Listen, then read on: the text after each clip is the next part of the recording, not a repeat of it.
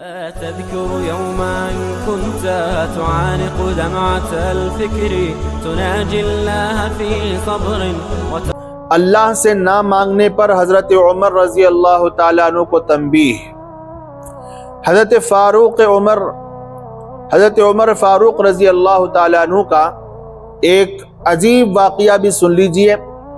آپ کے دور خلافت میں سن 18 ہجری میں پورے جزیرہ عرب میں ایک بڑا سخت قحط پڑ گیا، جس کی وجہ سے لوگ مرنے لگے، حتیٰ کہ جانوروں کے جسم میں خون تک خشک ہو گیا، سوکھ گیا۔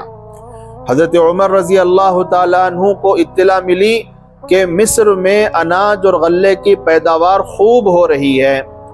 آپ نے وہاں کے گورنر حضرت عمرو بن العاص رضی اللہ تعالیٰ عنہ کو خط لکھا کہ یہاں حجاز میں غلے کی بہت کمی ہو چکی ہے اور مصر میں اس کی فراوانی ہے اور زیادتی ہے، اس لیے تم یہاں والوں کے لیے غلہ اناج روانہ کرو۔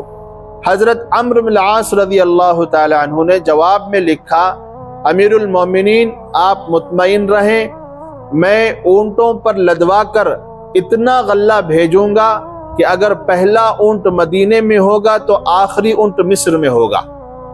غرضے کے غلہ آیا اور حضرت عمر رضی اللہ تعالیٰ عنہ نے اس کو تقسیم کر دینے کا حکم بھی فرما دیا، اور لوگ آ کر غلہ لے جا رہے تھے۔ ایک صحابی حضرت بلال ابن الحارث رضی اللہ تعالیٰ عنہ جو جنگل میں رہتے تھے، انہوں نے جب غلے کے بارے میں سنا تو چاہا کہ وہ بھی آ کر غلہ لے کر جائیں۔ ان کے پاس ایک بکری تھی، اس کو ذبح کیا کہ کچھ کھا پی کر چلیں تاکہ کچھ طاقت آ جائے، مگر اس بکری میں خون کا ایک قطرہ تک نہ نکلا۔ یہ دیکھ کر وہ صحابی رو پڑے اور اسی حالت میں ان کو نیند آ گئی اور سو گئے۔ خواب میں دیکھا کہ محمد صلی اللہ علیہ وسلم تشریف فرما ہے اور فرماتے ہیں، ابشر بالحیاء ائت عمر فقرأہ منی السلام وقل له انی عہدتک وانت وفی العہد شدید العقد فالکیس الکیس یا عمر، جس کا ترجمہ یہ ہے، نبی پاک صلی اللہ تعالی علیہ وسلم فرما رہے ہیں، حیات کی خوشخبری سنو اور عمر کے پاس جا کر میرا سلام کہو اور ان سے کہو کہ میں نے تم سے ایک عہد لیا تھا اور تم وعدہ پورا کرنے میں سخت اور پکے ہو، بس عقل سے کام لو، عقل سے کام لو۔ یہ خواب کی بات تھی۔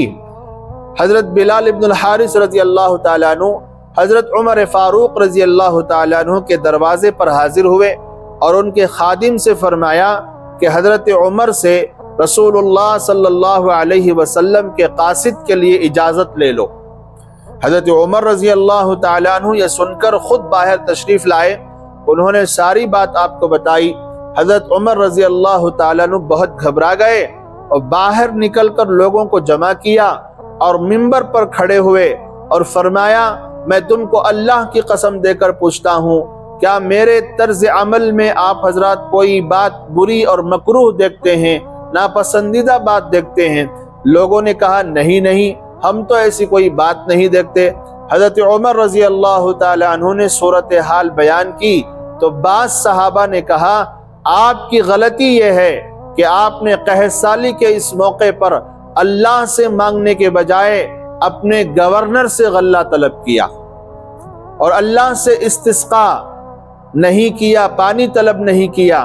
یہ بات آپ صلی اللہ علیہ وسلم کو پسند نہیں آئی اور اس پر آپ کو تنبیہ کی گئی ہے۔ حضرت عمر رضی اللہ تعالیٰ عنہ نے فرمایا، ہاں بات یہی ہے۔ پھر آپ نے نماز استسقاء پڑھی اور نبی اکرم صلی اللہ تعالیٰ علیہ وسلم کے چچا حضرت عباس رضی اللہ تعالیٰ عنہ کا واسطہ دے کر اللہ سے دعا فرمائی۔ اتنے میں لوگوں نے دیکھا بادل منڈلا رہے ہیں اور پھر بارش ہونے لگی۔ یہ واقعہ الکامل ابن الاسیر، تاریخ طبری اور البدایہ والنہایہ میں موجود ہے۔ اس واقعے سے معلوم ہوا کہ اللہ ہی کی طرف ہر معاملے میں رجوع کرنا چاہیے، کیونکہ اللہ ہی حقیقت میں حاجت روا اور مشکل کشا ہے۔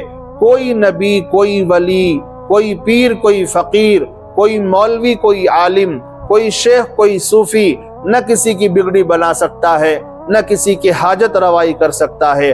اور نہ کسی کی دستگیری کر سکتا ہے۔ حقیقت میں حاجت روا اور مشکل کشا اللہ ہے۔ یہ اس واقعے کا سبق ہے۔ اللہ تعالی ہم سب کو اخلاص کے ساتھ عمل کی توفیق عطا فرمائے۔